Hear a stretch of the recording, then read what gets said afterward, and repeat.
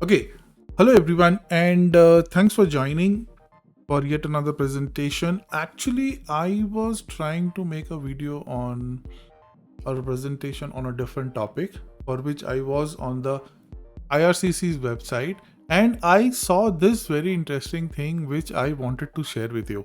So, 3rd March, so just a couple of days back,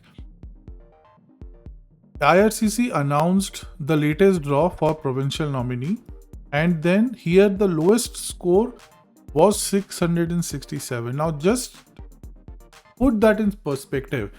If you are able to get a nomination from provincial, from any of the provinces, then you get 600 points under the express entry, right? We all know that. And the lowest score for this time was 667. So I was just wondering, so this means that anybody with a prior score of 67, if it was available, so with a prior score of just 67, if he was able to secure a provincial nomination, then they would have got an invitation. And this, I see, you just see the trend in the last few months. Every time the draw was for more than 700 points. The first time it has gone below 700 and actually to 667.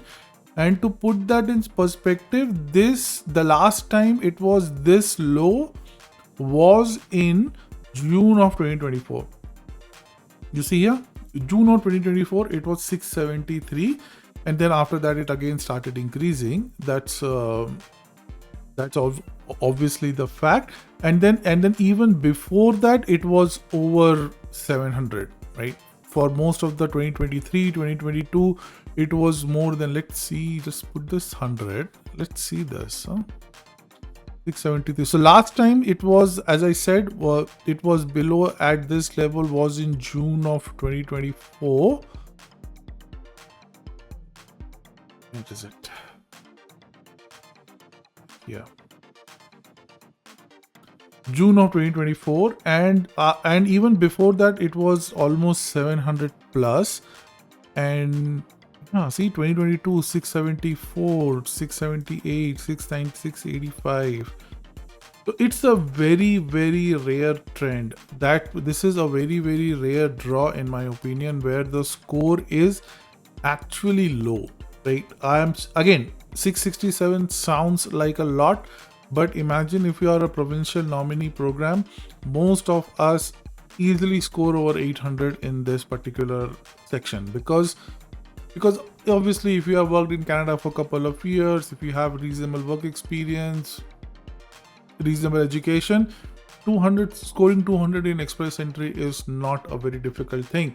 And then getting 600 points from a provincial nomination, and so at that point of time your score ends up something around 800, right? But 667 is a very good, I would say a very good draw for provincial nominee people. So if you have got a nomination in this particular draw, congratulations to you. I have a lot of videos on how to proceed after your nomination has been received. So go through those videos, it will help you in the next step. If you have already received your ITA, start working on your ITA, start working on things like your police verification and things like that. If you have not yet received it, give it a couple of days. It should arrive in a day or two. So not to worry. Once you have hit the score, you will get through a nomination. Let's open this particular draw and see what are there some details here. No, I see there is a standard. This is a standard draw. I think the tie breaking is June of 2024. So anybody who, say if there is a tie of 667, then it will be broken by the tie breaking rule. So anybody who has submitted by this particular time would get preference. So that is what the tie breaking rule submits. Okay, so this is what I wanted to show you. Very interesting thing. I hope this gives you some hope for all the provincial nominee aspirants that this is going to be a good year for us, even though the number of nominations are less, a competition is more, but we just hope the best candidates get through, right? If you have any questions, reach out to me and I'll try my best to answer that. Thank you so much.